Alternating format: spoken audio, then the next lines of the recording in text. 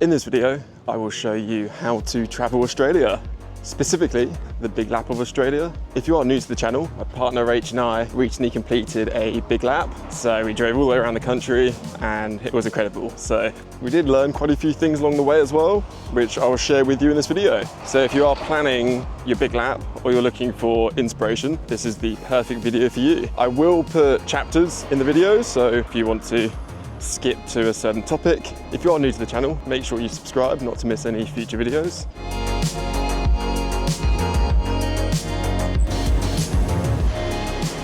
Right, so we are down here at Clovelly in the eastern suburbs of Sydney. It's absolutely stunning. This is where we live now. It's pretty cool. Let's start off with the route you should take, because if you are planning a lap, you've probably got to decide what way you're going around Australia.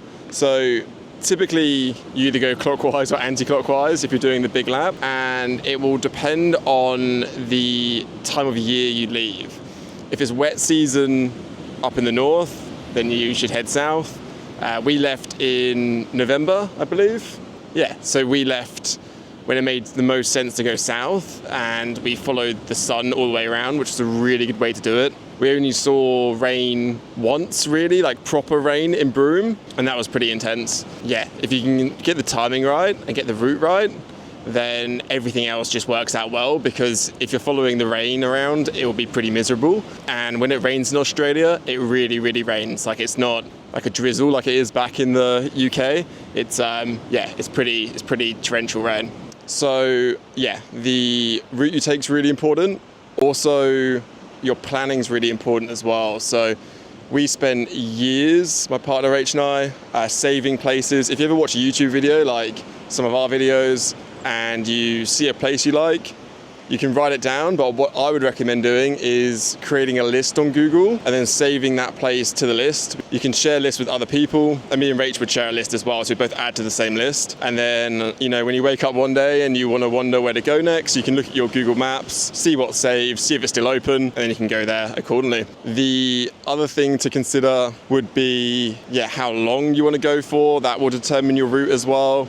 I'd say if you're from the East Coast, spend more time on the West Coast, because it is a long drive. It's a massive country and you'll have to fly out there or drive. You can't just pop, like you can from Sydney, you can pop up to Brisbane for the weekend. You can't exactly pop over to like Exmouth. So spend more time in the places which are further away. Pretty logical stuff, but if we were doing our planning again, that's something I would definitely think about. And you don't necessarily need to do a full lap of Australia. If you're traveling, you could just do a half lap.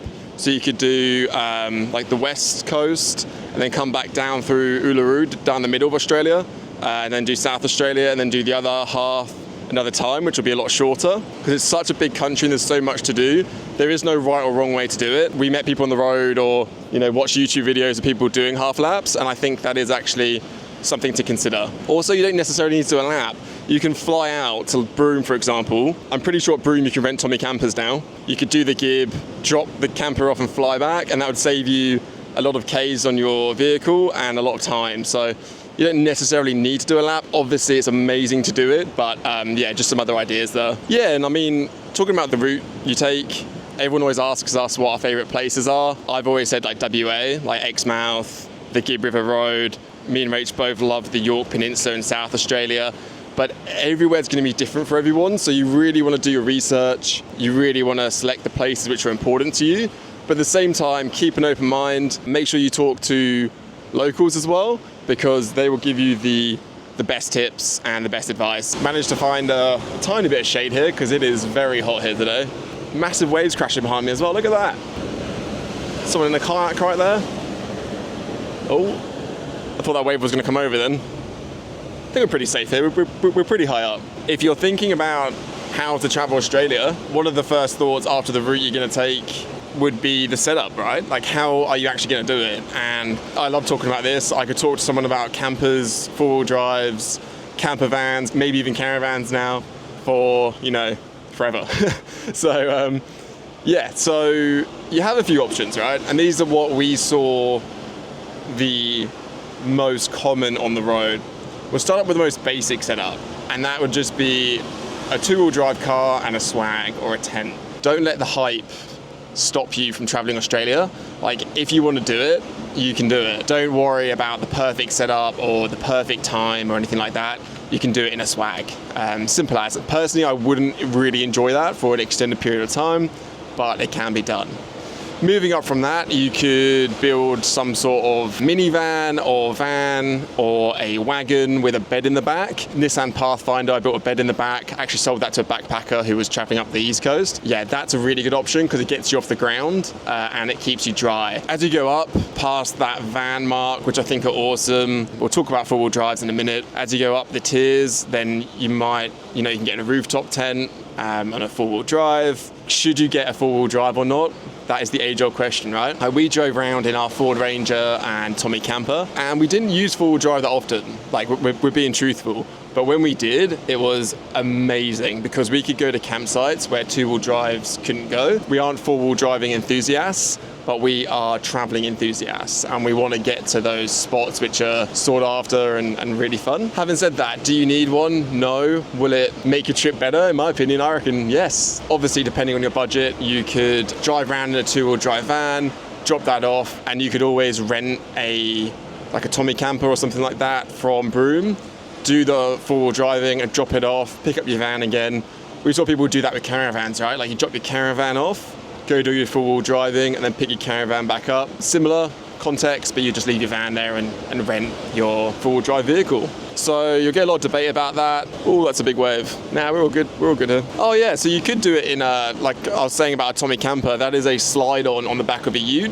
We saw a few slide-ons, but I don't think they're anywhere near as popular as they should be. I saw that in the screen, that was a massive wave. Honestly, like, with the right marketing behind slide-ons, you could sell a ton of them because they're such a good way. You basically have a four-wheel drive and the camper lives on the back, so you're not towing, but you have like the luxuries, more luxury than a rooftop tent. Not as much luxury as a caravan because obviously they're smaller, but I think it's a great kind of middle ground to do. So yeah, I would highly recommend slide-on campers if you're looking at setups, especially Tommy campers. If you don't want to buy something, you can obviously rent as well, and you have buses here as well, like coaches. You also have really good trains in Australia. So if you did want to stick to the railway tracks, you could do the Indian Pacific, I think it's called, from Sydney to Perth. That takes out obviously all the stress of travelling. You just passenger, which is brilliant. It's 30,000 Ks. Well, our lap was about 30,000 Ks. You want to allow for that. You want to be comfortable, and depending on the amount of time you're going for, right? Like, we always kind of set off with a shorter lap in mind, but if it is longer term, then like a big coaster or a caravan or something with more luxury would obviously be more comfortable. Food. I thought I'd put this as its own separate section, and food on the lap. It was tough in some ways. Like, we had really good food, but I wish, and going back to the setup, we had a bigger freezer. We had that tiny little drawer freezer, and it's basically you can make ice with it. So I wish we had like a dedicated fridge, a dedicated freezer. I think with that, it really opens up your possibilities to, you can freeze meat in the cheaper places and then defrost it when you're off grid and make delicious food.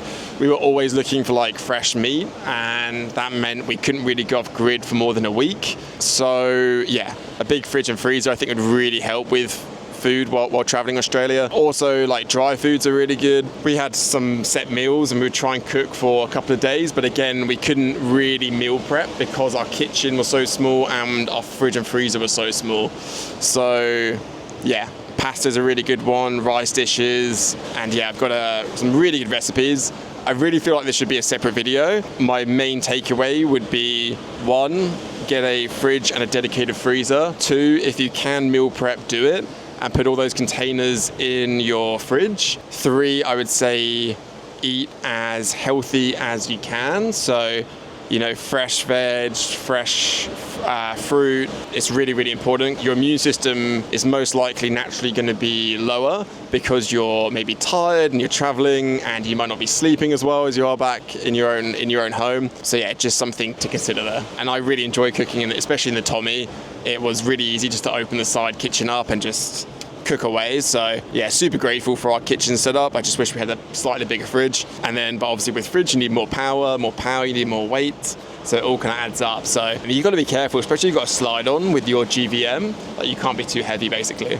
Okay, and the final point I thought I'd chat about is it worth it? Like, is the big lap of Australia worth doing? And it's a resounding yes. Like, we are so grateful we had the opportunity to do that. I really feel like it was like a life goal really achieved, which was pretty cool. Absolutely loved it. It is challenging at times, especially if you're doing the full lap, like you're away from friends and everything around that nature for a long period of time. There's a lot of times where you haven't seen anyone for a while. If you're traveling solo, just yourself, or if you're traveling with a partner or a friend, then obviously you have them for company. It is challenging at times, but I think it's absolutely worth it, like 100%.